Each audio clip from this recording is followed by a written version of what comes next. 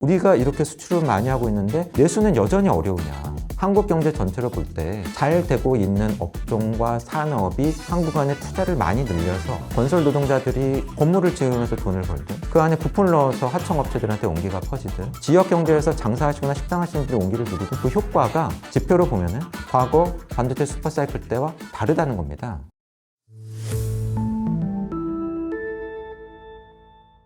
김 원장의 머니살롱 시작합니다. 오늘 모신 이분 모셨으니까 이제 뭐 저희 머니살롱에서 못 모시는 분은 이제 제롬 파월이나 뭐 케빈 워시나 이런 분들 빼고는 자본시장의 대가들은 다 모실 수 있다. 제가 못들 바를 NH금융연구소의 조영무 소장님 모셨습니다. 어서 오십시오. 안녕하십니까. 나와주셔서 감사해요.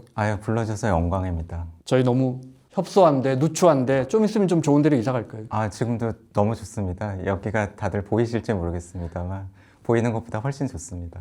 뭐부터 여쭤볼까요? 거시경제를 설명하시는 그리고 내다보시는 정말 구루신데 지표상으로 이렇게 좋았던 적이 있나요? 1분기 성장률은 물론이고요. 주가는 폭발하고 있고요. 수출, 경상수지 모두 좋거든요. 소장님 같은 전문가들은 덜 우리 경제에 이런 긍정적인 요소와 이런 부정적인 요소가 있다고 하시잖아요. 근데 저희 같은 사람이 보면 도대체 언제 좋은 시장 열리냐, 언제 좋은 세상에 우리도 좀 안전벨트 풀고 기내식 좀 먹느냐, 맨날 안전벨트만 매라 그러니까 정말 경제가 좋은 거 아닌가요? 이 이야기는 제가 사실은 지난해 꽤 일찍부터 했던 이야기라서 지금 말씀 주신 표현 중에 좋다라고 하는 표현 근데 어차피 좀 추상적인 표현이죠.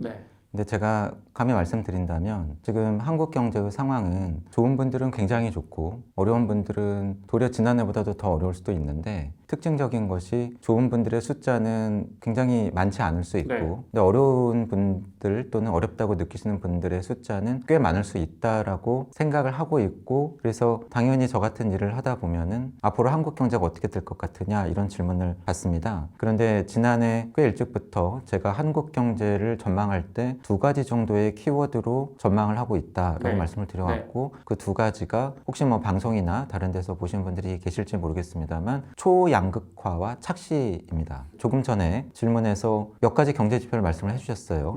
경제 성장률, 주가 지수, 뭐 수출 이런 숫자들이죠. 한번 예를 들어보겠습니다. 어느 나라가 있는데요. 어떤 나라가 그 전년도보다 경제 성장률이 2배 이상 높아질 것 같고요. 종합주가 지수는 사상 최고치를 경신하고 있고 불과 1년 만에 한 2~3배 높아졌고요. 그리고 전 세계에서 반도체를 거의 유일하게 제일 잘 만들어서 수출도 엄청나게 잘 되고 수출액이 급증하고 있는 나라가 있습니다. 어느 나라인지 대충 알 것 같습니다. 뭐 제가 말씀 안 드려도. 근데 그런 나라의 경제를 놓고 그 나라 경제가 좋냐라고 물어보는 질문은 굉장히 이상한 질문이죠. 근데 사실은 저는 이런 일을 하다 보니까 굉장히 많은 분들, 많은 업종에 계신 분들, 특히 경영자분들 그리고 금융시장에 계신 분들을 뵙게 되는데 사실은 요즘에 제가 다니면서 그런 조사를 합니다. 이게 플로어에 지금 경제가 좋다고 느끼시는 분 한번 손 들어보세요. 또는 지난해보다 어렵다고 느끼시는 분 손을 들어보십시오. 이렇게 할 때 사실은 굉장히 많은 분들이 지난해보다 어렵다라고 느껴진다고 손을 드십니다. 근데 제가 감히 말씀을 못 드리겠는데 일부 섹터에 계신 분들은 더 좋다라고 손을 드시는 분들도 분명히 계시긴 해요. 이것이 사실은 무슨 이야기냐면 이런 겁니다. 제가 설명을 안 드려도 이미 다들 저는 알고 계시라고 믿습니다. 우리 한국 경제에 있어서 특히 GDP, 투자, 수출, 그리고 종합주가지수의 시가총액 이런 부분에 있어서 굉장히 중요하고 많은 비중을 차지하는 소수 품목, 소수 기업, 소수 업종은 지금 매우 좋죠. 이쪽이 좋다 보니까 소위 얘기하는 총량적인 경제지표, 경제성장률, 종합주가지수, 수출액 이런 것들은 굉장히 좋게 나오고 있는데 과연 굉장히 많은 경제 주체들이 광범위하게 그걸 차감하고 있는가? 이거는 저는 조금 별개의 문제라고 생각을 하고 있었고요. 그렇게 되지 않을까 우려 섞인 전망을 했었고 요즘에 제가 지켜보는 지표나 또는 방금 말씀드린 현장에서 듣는 이런 분위기는 그렇게 되지 않았으면 좋겠다라고 생각하면서 말씀을 드린 거였습니다만 초양극화와 착시가 지금 현실화되고 있거나 심화되고 있는 것이 아닌가라고 생각을 합니다. 결국은 결론을 말씀을 드린다고 한다면 경제 성장률이 지금보다 높았던 적은 분명히 있었죠. 물론요. 그런데 종합주가지수라던가 수출액이라든가 이런 것을 놓고 보면은 사실은 가까운 과거에서는 비슷한 사례를 찾기 어려울 정도로 지표는 좋다. 하지만 많은 분들이 그것을 체감하고 있지 못할 가능성은 매우 높다. 그렇게 생각을 하고 있습니다. 일부만 뜨거운데 너무 뜨거워도 그것이 통계와 중위값을 올렸다고 쳐도 예를 들어 마포에 을밀대 가면 냉면만 잘 팔려도 매출이 높잖아요. 냉면 비중이 너무 높아서 을밀대 성장률이 낮다. 우리가 이렇게 볼 수는 을밀대가 잘 나가는 식당은 아니야. 이렇게 볼 수는 없는 거 아니에요. 반도체가 너무너무 뜨거워서 과거에 우리 뭐 상장사들이 한 200조 벌었다면 갑자기 1, 2년 사이에 600조, 700조, 800조를 벌게 되는 시대가 와버렸는데 그럼 여기서 좀 떼서 이렇게 좀 밑으로 가져가면 어찌됐건 좀 훨씬 좋아지지 않을까요? 굉장히 역시 기자님 중요하신 핵심을 짚는 질문을 주신 것 같고요. 제가 이런 말씀을 지난해부터 드리면 저도 여러 가지 피드백을 받습니다. 그럼 뭐 이런 것들이에요. 아니 그래도 반도체라도 잘하는 게 어디냐.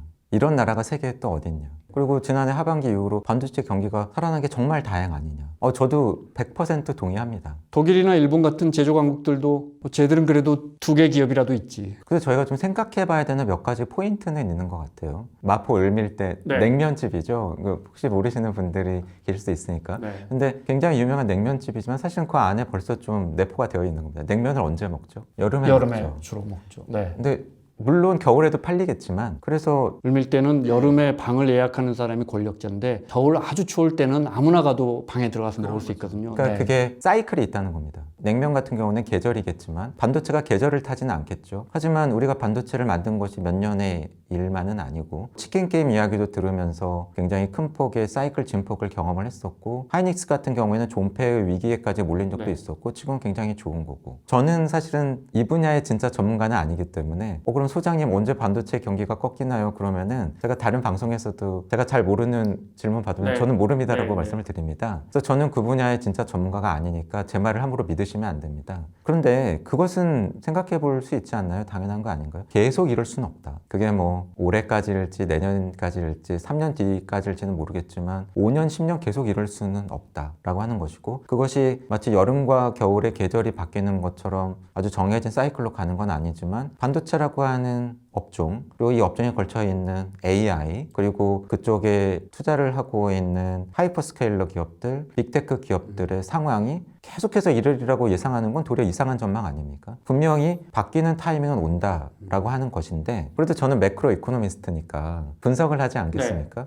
그러니까 이런 분석을 해보는 거예요. 지금 같은 상황이 계속 가도 되는 거냐. 어떤 걸 보는 거냐면 이런 겁니다. 우리나라 수출 1, 2, 3위 품목이 차지하는 비중을 한번 본 거예요. 그러면은 어떨 것 같으세요? 1위는 당연히 반도체겠죠. 반도체가 굉장히 좋으니까 그 차지하는 비중이 높아지고 있지 않겠습니까? 근데 만약에 우리나라 수출이 골고루 다 잘 되고 있다면 물론 반도체도 높아지지만 다른 쪽들도 높아지거나 뭐 비스무리하게는 유지해야 맞지 않겠습니까? 근데 사실은 우리나라 수출 품목을 보면 1위는 반도체, 2위는 부품까지 포함한 자동차, 3위는 석유화학과 정유입니다. 그런데 꽤 됐는데요. 우리나라 수출에서 총 수출에서 반도체가 차지하는 비중은 계속 하늘을 뚫고 올라가고 있어요. 근데 2위 자동차가 차지하는 비중은 한 몇 년 전에 높아지다가 지난해부터 꺾였습니다. 관세 영향이죠. 3위 석유화학과 정유는 사실은 더 큰 폭으로 지금 꺼지고 있어요. 이거는 다들 아시는 것처럼 전쟁 때문에. 석유화학, 전쟁, 공급 과잉 이런 겁니다. 이거 구조적인 문제가 있어요. 이쪽 뭐 중국의 공급 과잉이라던가 이쪽도 사실은 쉽지 않습니다. 자세히 말씀드리기에는 오늘의 토픽은 그게 아니라서 저희 내부 전망은 석유화학 경기가 중국 같은 지난 5년 내지 10년 동안에 글로벌 생산 캐파의 절반 이상을 차지했던 국가에서 제대로 된 공급량의 구조 조정이 나타나서 업황 자체가 개선되는데 저희는 한 2년 정도 걸릴 걸로 봅니다. 그러면 이런 거죠. 반도체가 지금 굉장히 좋아서 거의 이렇게 끌고 가주고 있는데 만약에 반도체가 언젠가 꺾이는 날이 온다라고 한다면 그 현상은 단순히 삼성전자, 하이닉스 같은 몇 개 업종만의 이슈는 아닐 걸로 봅니다. 분명 한국 경제 성장률, 우리 총수출, 종합 주가 지수에 영향을 미칠 이슈라고 봐요. 그러면은 또 이런 반문들도 주십니다. 아니 우리에게는 왜 반도체만 있냐? 방산, 화장품, K푸드, K컬처, 소위 K자 이름이 붙은 것들이죠. 그러면 저는 어차피 객관적인 지표로 말씀을 드리는 사람이니까 제 말이 만약에 신뢰가 안 가시면 지난해 연말쯤 발표된 산업통상자원부가 발표한 우리나라 15대 수출 품목의 현황을 한번 보십시오. 거기 홈페이지에 올라와 있어요. 우리나라에서 많이 수출하는 15개 품목과 산업에 대해서 조사를 해놓은 겁니다. 그 안에 푸드 찾아보십시오. 컬처 보이시나요? 방산 보이시나요? 없어요. 정말로요? 없어요. 방산이 없다는 건 믿기지가 않네요. 예, 이상하죠? 근데 방산이 포함되어 있을 법한 업종은 있어요. 일반 기계입니다. 근데 그렇다고 해서 우리나라 일반 기계가 다 방산이겠습니까? 앞서도 말씀드렸지만 일반 기계가 우리나라 수출에서 아주 탑 랭킹에 있지도 않아요. 그러니까 이게 의미하는 건 뭐냐면 저도 압니다. 정말 대단한 거고 다행이죠. 네. K자가 붙은 많은 업종들, 푸드, 화장품, 컬처, 방산까지도 최근에 성장세가 가파르고 많이 수출이 늘고 있는 건 사실입니다. 하지만 볼륨이나 규모로 볼 때 이쪽이 잘 돼서 반도체가 꺾이는 상황에서도 이쪽만으로 한국 경제가 버틸 수 있다라고 하기에는 아직까지는 메스가 아니라는 겁니다. 그러면 여전히 한국 경제는 반도체가 중요한 거죠. 그래서 뭐 보신 분이 계실지도 모르겠습니다만 이렇게 좀 될 것 같아서 지난해 연말쯤에 다른 방송 채널이기는 합니다만 나가서 이렇게 가고 있는 것 같고 이게 계속 심해지면 그동안에 많은 분들이 얘기를 하셨던 한국 경제 일본화, 재패니피케이션이 아니라 도리어 한국 경제가 대만처럼 돼가고 있는 것 같다라는 말씀을 드린 바가 있고요. 오늘의 탑픽은 또 그게 아니기 저 때문에 봤어요. 그리고 사실은 지금 작년 말에 이미 우리가 지금 생각하는 것보다 내년에 지표들은 훨씬 더 좋아질 수 있다. 올려잡아야 할 것 같다라고 하신 것도 제가 봤습니다. 네. 그렇게 전망을 했었어요. 네, 그렇게 되고 있고요. 반도체로 따지면 대만은 더 대단하지 않습니까? 반도체 쉴드라는 이름까지 붙고요. 반도체 공화국이죠. 근데 사실은 저희가 그걸 보고 있지 않습니까? 최근에 그렇죠. 트럼프가 네. 대만이 반도체를 미국에서 뺏어갔어. 미국 안으로 다 가지고 들어와. 저희는 정말 거기서 자유롭습니까? 그리고 많이들 또 모르시기도 해서 반도체만 정말 잘 되고 대만의 경제 성장이 우리보다 훨씬 높습니다. 네. 수출도 진짜 경제 사이즈에 비하면 훨씬 더 많고요. 우리를 따라잡을 기세죠. 네. 근데 왜 합계 출산율은 0.7명대죠? 그리고 왜 젊은 층은 그 나라 안에서 미래가 없다고 말통하는 중국이나 일본이나 다른 나라로 자꾸 이렇게 빠져나갈까요? 우리는 정말 자유롭나요? 그렇게 안 가고 있다고 자신할 수 있습니까? 그래서 저도 압니다. 정말 다행이고 삼성전자 하이닉스 주식 사신 분들 이런 말씀 불편하시다는 거 저도 알아요. 근데 그렇다고 제가 거짓말할 수는 없지 않습니까? 네. 그러면은 이게 팩트고 우리는 이렇게 가고 있는 것처럼 보이고 이런 부분이 걱정된다라고 말씀을 드릴 수밖에 없음을 좀 양해해 주시기 바랍니다. 그러면 최소한 올해는 뜨겁습니까? 그럴 가능성이 높습니다. 근데 이런 거죠. 아까 사실은 제가 마저 답을 다 못 드린 것 같아서 기자님께서 그래도 반도체가 잘 되면 그 온기가 이렇게 뭐 낙수 효과라고 불러야 될지 다른 쪽으로 전이 되는 그런 효과를 기대하시는 거 아닙니까? 매크로 이코노미스트 관점에서 보면 최근의 흐름은 그렇지 않아요. 지표를 보시면 압니다. 이것도 근데 제가 만드는 대부분의 자료가 저희 내부 자료라서 자료를 못 보여드림을 역시 양해 바랍니다. 그러니까 이런 겁니다. 가령 뭐 한국은행 에코스 같은 데서도 다운로드 받으실 수 있으니까 소위 한국 경제 성장률을 어느 부분이 높여주었나라고 하는 성장 기여도입니다. 그래서 그것을 가령 두 개의 항목, 수출과 투자 항목을 뽑아서 그림을 그려보시면은요, 이런 특징이 나와요. 우리가 반도체를 많이 파는 게 처음이 아니지 않습니까? 몇 년 전에도 있었죠. 17년, 반도체 18년. 슈퍼사이클이라고 불렀고, 근데 그때의 성장 기여도 그림과요, 지금의 성장 기여도 그림이 사뭇 다릅니다. 그때는 보면은요, 반도체를 많이 팔아서 수출이 잘 돼서 수출도 경제 성장을 많이 높여준 걸로 그림이 나타났는데, 투자도 성장 기여도를 그만큼 못지않게 높여줬었어요. 근데 최근에 그림을 그려보면은요, 수출의 성장 기여도는 하늘을 뚫고 갑니다. 근데 투자의 성장 기여도는요, 사실은 한 1, 2년 전에는 마이너스였고, 지난해 플러스로 올라왔다가 최근 도리어 빠지고 있어요. 그 이야기는 뭐냐면, 뭐 보면은 그래도 지난해보다는 최근에 평택이나 이천 이런 쪽에서 반도체 공사도 재개하고 그런 것처럼 보이지만, 그러니까 증가율이 조금 둔화됐다는 모르겠지만 진짜 지난해보다 더 안 좋아요, 투자가? 성장 기여도, 성장 기여도. 그러니까 경제 성장을 어느 만큼 높여주는 투자가 성장에 기여한 기여한 비율이 정도. 지난해만 못하다. 그래서 사실은 그건 그런 겁니다. 반도체와 같은 일부 업종을 제외하고 굉장히 많은 업종에서는 한국 국내에 대한 기업들의 설비 투자를 경영인 분들이 주저하고 계세요. 제가 왜 경영자들이, 기업들이 한국의 투자를 주저하는가에 대해서 오늘 자세히 말씀드리지는 않겠습니다. 산업 현장에 계시거나 기업에 계신 분들은 저는 더 잘 아시라고 믿어요. 여러 이슈가 있죠. 뭐 인건비도 있고 토지 규제도 있고 데이터가 그렇게 말을 해주고 있어요. 그리고 또 중요한 건 뭐냐면 최근은 좀 그랬지만 앞으로는 많이 높아질 수 있을까? 우리가 반도체도 많이 파니까. 근데 저희는 미국에 약속을 해줬잖아요. 앞으로 꽤 긴 기간 동안이긴 하지만 3,500억 달러에 달하는 투자를 미국에 해줘야 됩니다. 정부 돈이 아니에요. 민간의 돈입니다. 근데 기업들의 투자 재원이 무한정이 아니지 않습니까? 더군다나 그런 투자를 해줘야 되는 업종들은요, 공교롭게도 최근에 잘 나가는 업종들이에요. 반도체, 조선, 자동차 이런 쪽 아닙니까? 환율이 왜 이렇게 높을까요? 우리가 수출은 잘하고 있는데요. 돈 벌어와서 다 거기 가서 써버리니까.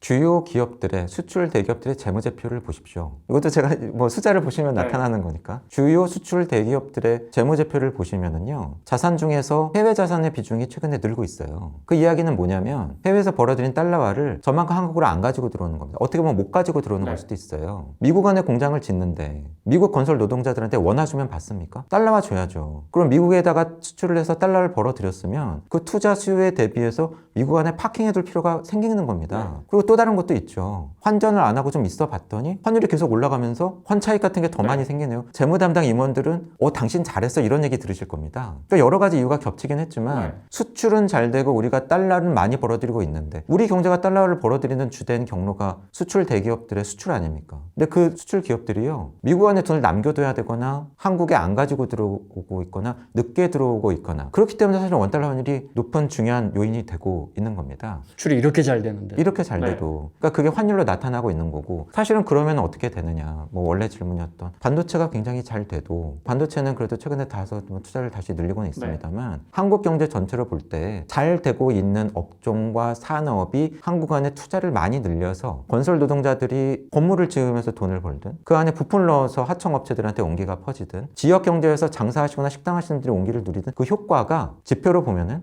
과거 반도체 슈퍼사이클 때와 다르다는 겁니다. 그래서 제가 사실 이것도 꽤 됐는데 지난해부터 왜 수출은 잘 되는데 우리가 이렇게 수출을 많이 하고 있는데 내수는 여전히 어려우냐, 온기가 전달이 되는 것처럼 느껴지지 않느냐. 그것은 그 전달 경로에서 전달자 역할을 해줬던 것이 기업들의 국내 설비 투자인데 그것이 전 같지가 않다, 이 말씀을 드리고 있는 겁니다. 그리고 마지막으로 뭐 말씀을 드릴 수밖에 없는 건, 그래도 반도체는 최근에 투자를 많이 늘리고 있지 않느냐. 용인에만 해도 도대체 뭐 얼마나 큰 게 들어섭니까? 뭐 그래서 뭐 건설 노동자분들도 전보다는 좀 많이 가 계시고 그렇죠. 근데 중요한 게 있죠. 반도체 이쪽은 자본 집약적 산업입니다. 앞으로 공장이 지어지고 이제 돌아가도 사람을 많이 고용하지는 않으실 거예요. 차라리 지어지는 순간까지가 더 오히려 지역 경제가 나을지도 그럴 몰라요. 수 있어요. 다 세팅되고 나면. 네. 심지어 제가 어제 들은 이야기는 좀 과장된 이야기겠지만, 아니 그래서 삼성전자 분들이 동탄에 많이 살고 계시고 그렇지만 용인에 들어서면 용인에 안 살 거라는 거예요. 이번에도 보면 뭐 성과금만 한 6억 7억씩 받으니까 그분들은 다 그 위에 서울 남쪽이나 서울 가서 살지 정작 용인에 집을 안 살 거라는 말까지 제가 들었거든요. 중요한 포인트세요. 자본 집약적이다. 사람을 많이 안 쓴다, 안 뽑는다. 그러다 보니까 이제 몇 명 뽑는다고 하니까 고졸사원 뽑는데 그러면은 대학 졸업하신 분들이 뭐 다시 뭐 대학을 중퇴하고 그런 얘기까지 나오지 않습니까? 그러면은 그 기업이 돈을 많이 벌면은 뭐 최근에는 파업 이슈까지 있었으니까 그분들한테 과실이 가겠죠. 그럼 중요한 건 이제 소수한테 과실이 가서 그분들이 돈을 어떻게 쓰느냐 아닙니까? 이미 하이닉스는 성과급이 지급이 됐잖아요. 그래서 제가 사실은 기자님께서 전에 계시던 KBS에서 리포트 하신 것도 봤는데 저는 굉장히 의미 있는 리포트였다고 봅니다. 찾아가신 거예요. 이천 지역에 하이닉스 성과급 풀리고 나서. 그랬더니 그 앞에서 식당 하시는 분들이 뭐 전 같으면 저녁에 회식도 많이 하고 으쌰으쌰 했는데 요즘에 사람이 안 와요. 그래서 물어보시더라고요. 하이닉스 직원분들께 성과급 받은 거 어떻게 하셨어요? 그랬더니 많은 분들이 집 사는데 보탰다, 주식 투자하고 있다, 그리고 놀더라도 서울 가서 논다. 그게 현실 아닌가요? 그러면 앞서 저희가 얘기했었던 일종의 스피로버 이펙트든 온기가 전달되는 거든 기업의 설비 투자를 통해서건 그쪽에 계신 근로자분들의 소비를 통해서건 한국 경제 골고루 뿜어져 나가고 전달이 되고 있느냐? 저는 정 같지 않다고 봅니다. 그런데 그러한 가운데에서 한국 경제의 성장률, 주가지수, 수출은 점점 더 한쪽으로 몰리고 있는 거죠. 근데 그쪽이 너무 중요하다 보니까는 지표상으로 경제 성장률, 주가지수, 총수출 증가율은 높게 나오니까 어떤 쪽에서는 저는 분명히 그거 들으실 거라고 봅니다. 그런 목소리를 내시는 분들이 있거든요. 우리 경제 좋아. 몰도바래 성장률이 2배 이상 높아지는데 수출이 이 정도 잘 되는 거 뭐 겪어봤어? 이런 말씀을 하시는 거 아닙니까? 그럼 된 건가요? 이제 우리는 아무것도 안 해도 됩니까? 근데 저는 압니다. 여전히 이런 이야기가 삼성전자, 하이닉스 주식 가지고 계신 분들은 불편하시라는 거 압니다. 하지만 저는 불편하시더라도 그분들도 공감하실 거예요. 왜냐하면 그분들도 투자자이기 전에 시장 참여자이시거든요. 다 겪을 거예요. 누나는 미용실 하고 있고 다 겪을 수밖에 없어요, 우리가. 그래도 오늘 제가 여기 나온 이상 저는 팩트를 말씀드리는 게 맞다고 봅니다. 독일 속담에 많이 아는 사람 만나면 우울해진다고. 우울하십니까?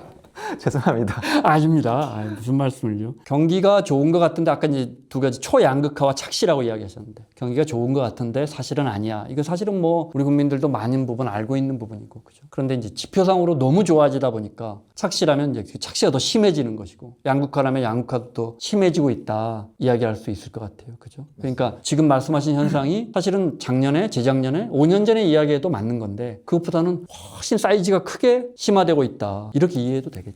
뭐 최근에 워낙 주식시장 주가가 이슈니까 네. 근데 뭐 저는 예전에도 그랬지만 여전히 주가를 전망하거나 맞추거나 분석하는 사람은 아닙니다. 그냥 매크로 이코노미스트로서 네. 그게 미치는 영향, 그 배경 이런 것들을 볼 수밖에 없는데요. 지금 키워드가 지난해부터 말씀드렸는데 여전히 그러지 않았으면 좋겠는데 초양극화 착시니까 그럼 주가와 관련해서 제가 뵙는 분들께 이렇게 손 들어보세요 조사도 한다고 말씀을 드렸는데 주가, 주식, 뭐 투자 막상 제가 질문을 받아보거나 말씀을 들어보면은요 이렇게 주가가 많이 올랐지만 내가 주식으로 돈을 많이 벌었다? 나는 그 온기를 많이 누리고 있다라고 하시는 분들이 생각보다 많지 않아요. 맞아요. 근데 그건 어떻게 보면 또 당연한 겁니다. 주가가 올랐다. 그 수혜를 내가 많이 누리려면은요 몇 가지 조건이 필요해요. 우선 여유 자산이 있어야죠. 내가 그냥 집 사는 거든 뭐든 부채가 많아서 빚 갚는데 급급했다. 그럼 어떻게 주식 투자를 하시겠습니까? 그리고 투자 여력이 있었다고 하더라도 사이즈업을 해야 돼요. 꽤 어느 정도 규모가 돼야죠. 네. 몇십만 원, 몇백만 원 주식 투자 하셨다고 그리고 내가 가진 종목의 수익률이 200%라고